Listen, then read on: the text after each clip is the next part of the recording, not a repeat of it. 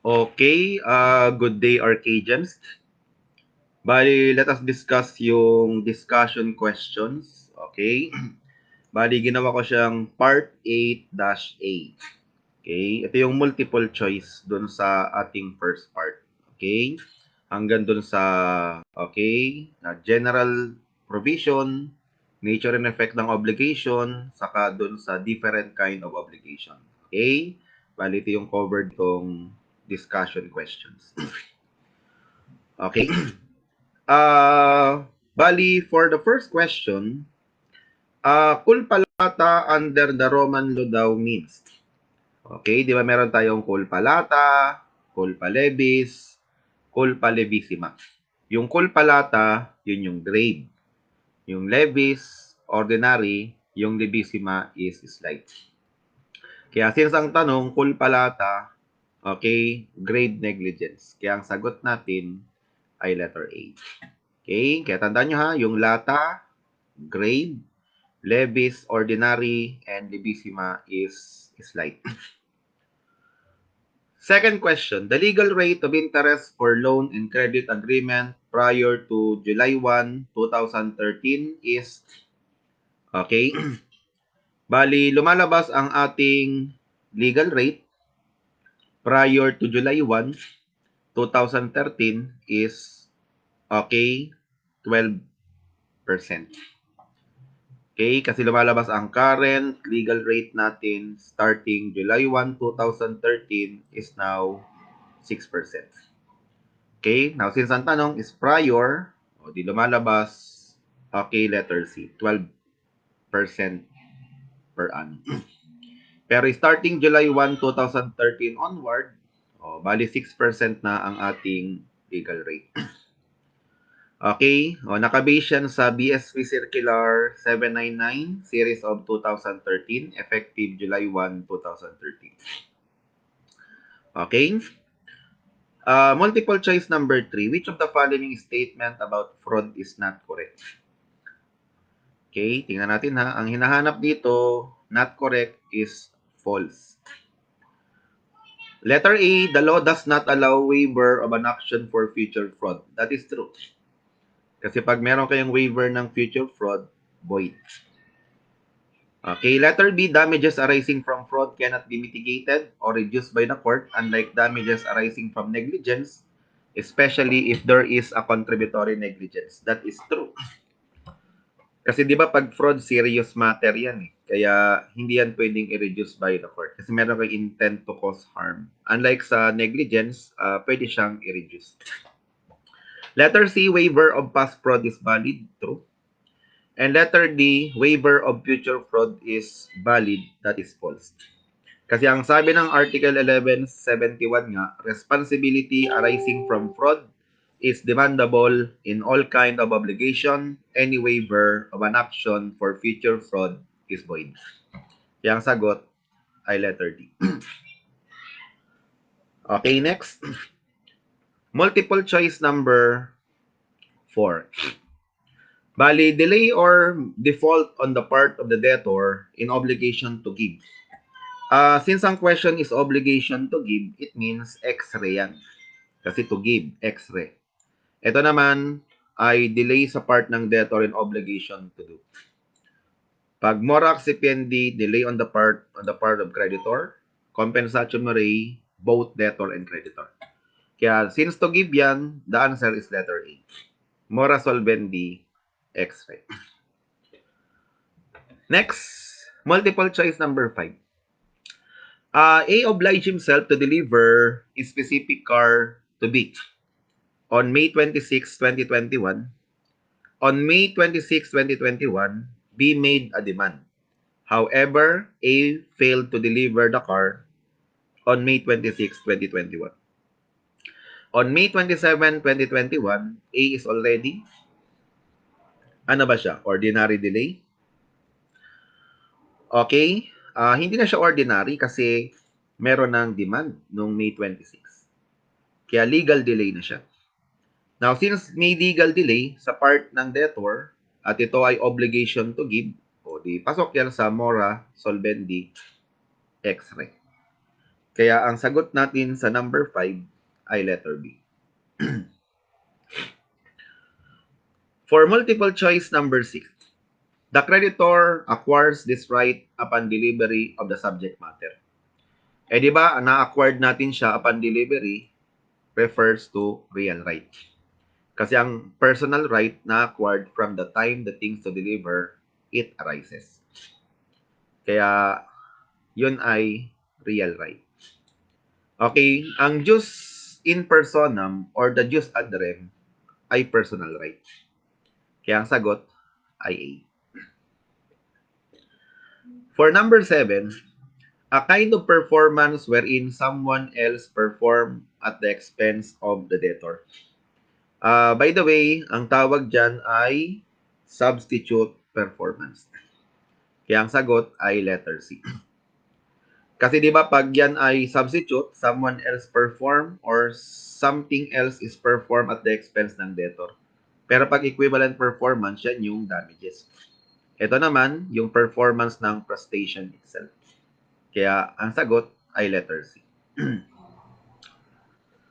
Next, multiple choice number 8, the following items pertain to either fraud or negligence. Now, there is a deliberate intent to cause damage. Kaya kung deliberate yan, fraud yan. Liability to be awarded may be mitigated, negligence. Kasi pag fraud, hindi siya pwedeng i-mitigate. Number 3, future waiver for this act is void, fraud. Kasi di ba sabi nga ng Article 1171, responsibility arising from fraud is demandable in all kind of obligation.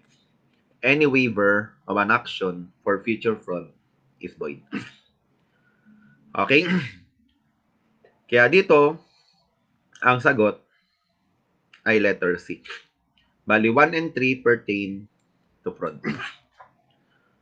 Next, multiple choice number 9. Which of these obligation is a real in character? Di ba pag real is obligation to give? Okay, lumalabas to paint a house is to do. To repair a car is to do. To write a book is to do. And to deliver a car is to give. Kaya lumalabas, real is to give. The answer is do. Okay, for number 10, as a rule, moral damages daw may be recovered in the following except. Okay? By the way, mapapansin mo, yung mga ito ay kasama sa enumeration for award ng moral damages. Quasi-delict causing physical injury or delict causing physical injury kasama rin. Seduction, abduction, rape, or other act of lasciviousness. Adultery, concubinage kasama. Pero ito hindi kasama yung physical injury suffered by passenger.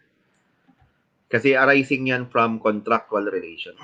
Pero di ba may binanggit na akong exception dyan. Number 1, kung yung passenger namatay o kaya na-prove na yung common carrier ay acting in bad faith.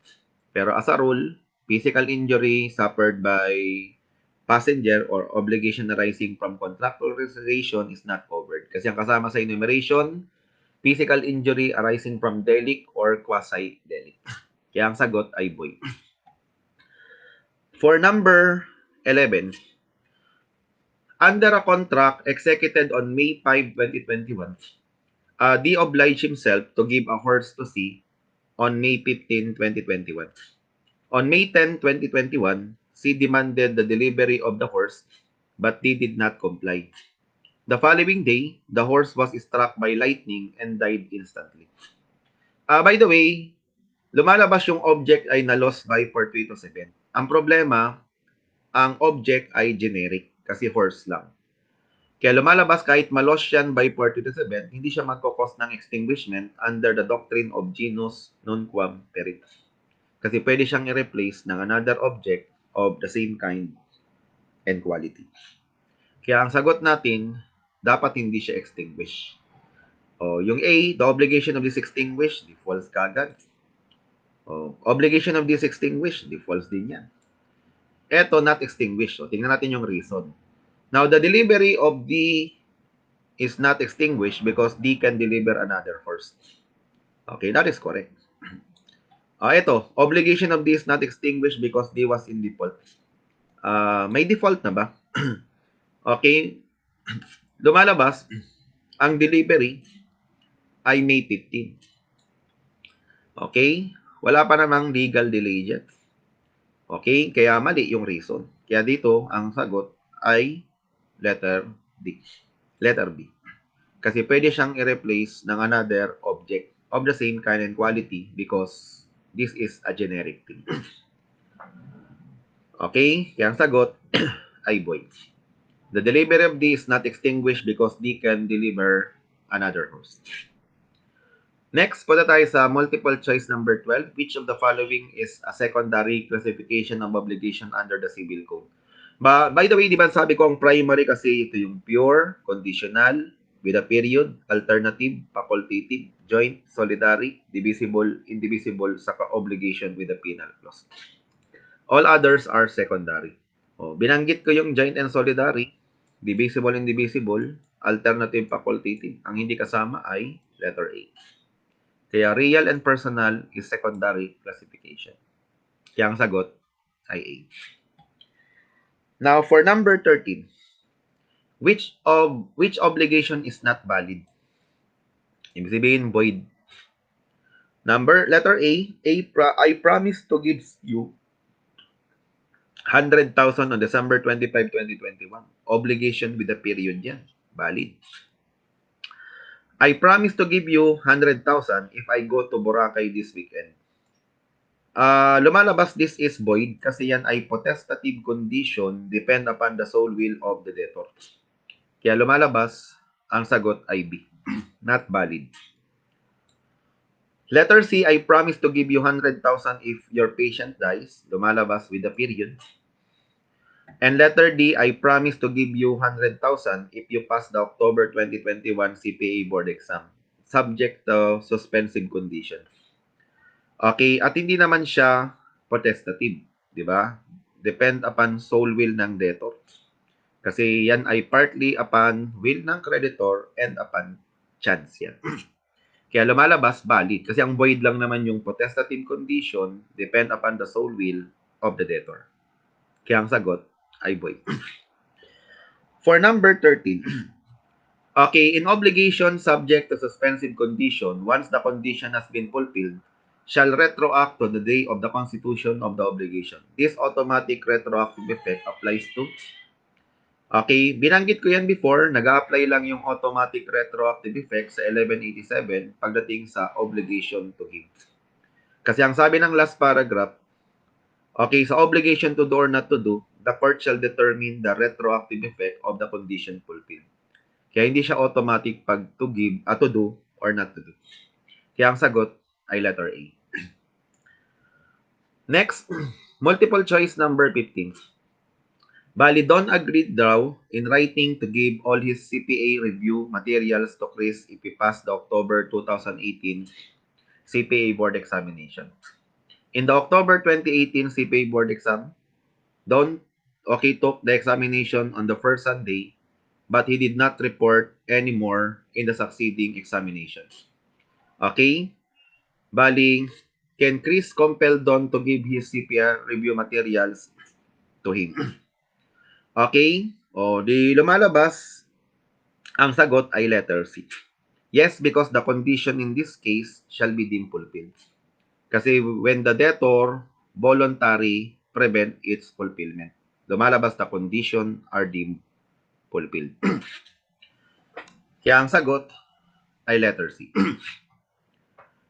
Okay, next, number 16.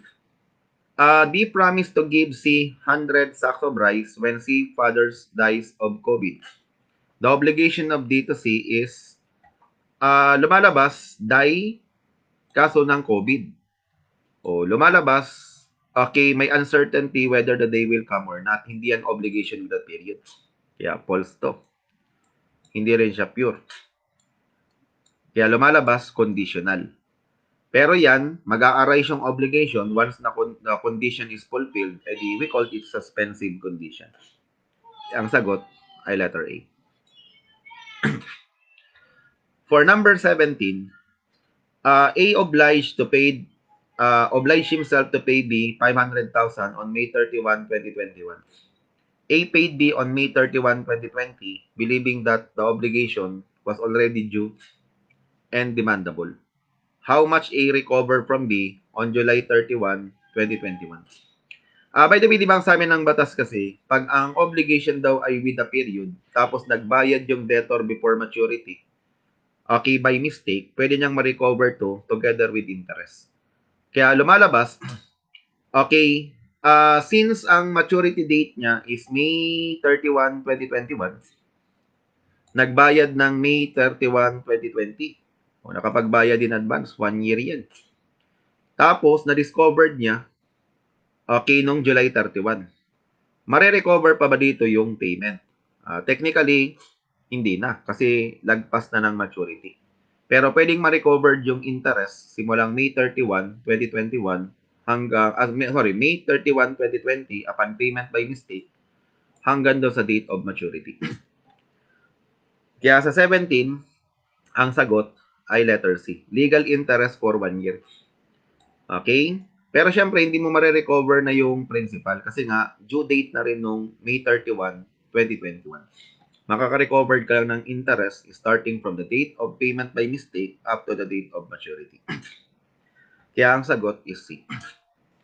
For number 18, in alternative obligation, the debtor lose the right of choice. By the way, ang tanong ha, lose the right of choice. Kaya ibig sabihin, okay, number 1, tingnan natin na when among the prestation daw whereby is alternatively bound, only one is practicable. Magiging simple yan. Mawawalan ka ng right of choice. 2, when some of the prestation in alternative obligation are impossible, unlawful, or which could have not been the object of obligation. Kaso some of the prestation lang. Kaya kung meron pa ring remaining object, alternative pa rin siya. Kaya ito, alternative pa rin. Okay? Hindi mo nawawala yung right mo to use, okay, or to choose, okay, the object. Number 3, when the debtor already communicated his choice to the creditor. Di ba sabi natin, once na na-communicate na ng debtor sa creditor yung right of choice, magiging simple obligation. That's why you lose the right of choice. Kaya, alin dyan yung mawawala yung right of choice mo? Yung 1, saka yung 3. Kaya 1 and 3, ito yun, letter B. Okay? Kaya ang sagot ay boy. Number 19. An obligation daw cease to be alternative and becomes a simple obligation in the following cases. Ibig sabihin, you cease to be alternative. Mawawalan ka na ng right of choice. Letter A, when the debtor has communicated his choice to the creditor. By the way, ang question except. Kaya ito, mawawalan ka ng right of choice. Letter B, when the right of choice has been expressly granted to the creditor and his choice has been communicated. Since merong communication na rin, simple na yan. When among the several prestations that are due, only one is practicable. Isa na lang natitira, simple. And letter D, when the 3 prestations are due, but one of them is unlawful or impossible. Kaya kung 3 yan, unlawful yung isa, or impossible, 2 pa yung natitira. Alternative pa rin. Kaya lumalabas, ang sagot, ito ay letter D. Kasi ito, simple, simple, simple. Alternative pa rin. Ang tanong ha, except. Okay? 20, which of the following is immediately demandable? Okay? Lumalabas, pag suspensive, hindi yan immediately demandable. Okay? Tapos, condition subsequent. Okay? Condition precedent is suspensive condition. Ito, resolutory condition yan. Kaya, immediately demandable. Okay? Condition precedent or condition antecedent, parehas lang yan. Kaya, lumalabas, ang sagot ay B. Kasi yan ay suspensive condition, suspensive condition, suspensive condition. Kumbaga, other terminology. Ito yung resolutory condition. Kaya pag resolutory, immediately demandable kasi yung happening ng uncertain event ay mode of extinguishment lang. Kaya ang sagot ay boy. 21. ABC, Solidary owes X 300,000. Solidary to ha, yung debtor. X remitted raw yung share ni C. A therefore paid latter only 200,000. O, parang ganito yan ha. A, B, C. Okay? Ang obligation, 300. Tapos solidary debtor to. Ito yung creditor, si X. Ni-remit daw ni X yung share ni C. Okay? Na 100,000. Yung outstanding na lang ay 200. Kaya si A, binayaran daw ng 200,000. Okay? Si X. Ang problema si B ay insolvent. O, paano yan? Pag insolvent ito, yung share ni B, a-absorb yan ni A sa kanisi. Kaya yung 100,000 na share ni B, divided by 2, tig 50 sila. Kaya si A, makaka-recover pa rin siya kay C, hindi doon sa share niya. Kasi na-remit na eh. But rather, para sa share niya sa insolvency ni B. Kaya 50,000. Kaya sa 21, ang sagot natin ay letter B. A can recover reimbursement from C amounting to 50,000. Yung A can compel B to pay him 100,000. False yan, insolvent na. C, A can recover reimbursement from C amounting to 100. Mali. Kasi dapat 50 lang. Kasi yung share ni C, remitted na. Kaya mag-share lang siya sa insolvency ni B. Yung letter D naman, A can recover nothing from C at this moment and to wait until B recover from financial distress. False din siya. Bakit? Kasi liable dapat si C doon sa share ni B as insolvent. Kaya ang sagot ay void. Number 22. ABC jointly and severally obligated themselves to deliver to X a determinate car. Tandaan nyo, solidary ang debtor worth 600,000. On due date because of B fault, meaning kasalanan ng isang solidary debtor, hindi raw na-deliver. Nag-cause ng damage na 9,000 to X. Ang problema, B is insolvent. Okay? Di lumalabas kung yan ay solidary, the fault of one becomes the fault of all. Okay? Kaya lumalabas, ang problema si B insolvent, siya rin yung engot. Ang mangyayari dyan, yung share ngayon ni B, i-absorb lang dito ni A saka ni C. Diba lang share niya is 200,000 plus yung 9,000 na damage dapat. Divided by 2. Okay? Makukuha ngayon yun. Okay? Mare-recover doon sa iba. Okay? Kaya dito sa number 22, okay, ang sagot ay letter C. Kasi kung ang mangyari dyan, kung ako yung creditor, hahabulin ko any one of them sana. Pero syempre, hindi mo pwedeng habulin si insolvent, wala na ng property. Kaya pwede ko manghabol dyan either si A or si C. Diba? Tapos, pag naka-recover ka kay C, okay, pwede namang habulin ni C, si A, para doon sa share niya. Okay, tapos yung share ni B as insolvent. Kaya, letter C, X can collect from C the whole amount of 609, tama? And collect reimbursement from A in the amount daw of 304,500. Bali, paano na-compute yan? Kasi lumalabas ang share dito, okay, ni A, 200,000. Plus yung share niya doon sa 209,000 divided by 2. Kasi hahatiin yan between A and C. Kasi nga, insolvency B. Kaya 104,500 plus 200, 304,500. Yung letter A, X can collect from ABC 203,000 each. Mali, kasi nga, insolvent na si B. Okay, saka, dapat kasi, ang liable lang for damages kung sino lang yung at fault. Diba? Pero pwedeng ma-recover, dapat yung entire 609 sa kanilang lahat. Kasi nga, okay, solidary. Yung B, kaya false yung A. Yung B naman, X can collect from A the sum of 600,000 only. Mali. Kasi dapat 600,000 plus damages. Yung D naman, X can collect from C the whole 609. Di tama sana kasi lahat sila liable, solidary. And collect reimbursement from A 200. Itong nagpamali.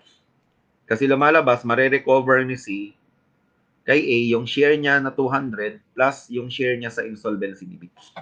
Kaya false yung letter D. Kaya ang sagot ay letter C. Number 23. ABC joint debtor in the amount of 90 in favor of XY joint creditors. When the obligation mature, how much can Y collect from B? O, since ang debtor ay joint, ang creditor ay joint din. Kaya the credit will be divided as many creditor. Kaya tig 45,000 lang si X and Y. Pero hindi mako-collect syempre ni Y yung entire 45,000 kay B alone. Kasi di-divide dyan as many debtor. Kaya, okay, 45,000 divided by 3, okay, lumalabas 15,000. Kaya 23, the answer is letter C. Number 24, D borrowed from C 250,000 with a penalty of 15% if not paid on time. On due date, D was not able to pay C, the borrowed amount. How much should D pay C? Sabi natin sa penal clause kasi, the penal clause substitute the indemnification for damage and payment of interest in case of breach. Kaya pag may penal clause na or penal clause, there is no need for damage and interest. Now, since may breach dito, makaka-recover ka ng principal, syempre yung 250 plus the penalty. Ang penalty ay 15%. Kaya 250 plus 15%. Kaya ang sagot ay letter B. Okay? Tandaan nyo, walang damage in interest kasi yung penal clause, sinubstitute niya yung damage and payment of interest. Okay? Next, last MC. When the penalty takes the place of damages, o diyan tawag dyan ay compensatory penal clause. Kasi di ba ang rule natin, compensatory siya. The penal clause substitute the indemnification for damage and payment of interest in case of breach. But sometimes, it is punitive. Okay? Nagsaserve siya as penalty. Okay, lumalabas, nagsaserve siya as penalty for breach. Pero syempre, ang general rule kasi, okay, or lumalabas nagiging punitive kung punishment for breach. Pero dito nga sabi natin, compensatory siya kasi yan yung general rule. It substitute the indemnification for damage and payment of interest. Okay? Kaya ang sagot ay D. Okay? O, bali, the end na ang ating part 1, yung different kind of obligation. Okay? Now, eto, nakuha ko lang yan dun sa isang movie, yung Three Idiots, di ba? Pursue excellence and success will come chasing. Okay? Bali, the end. Thank you and goodbye.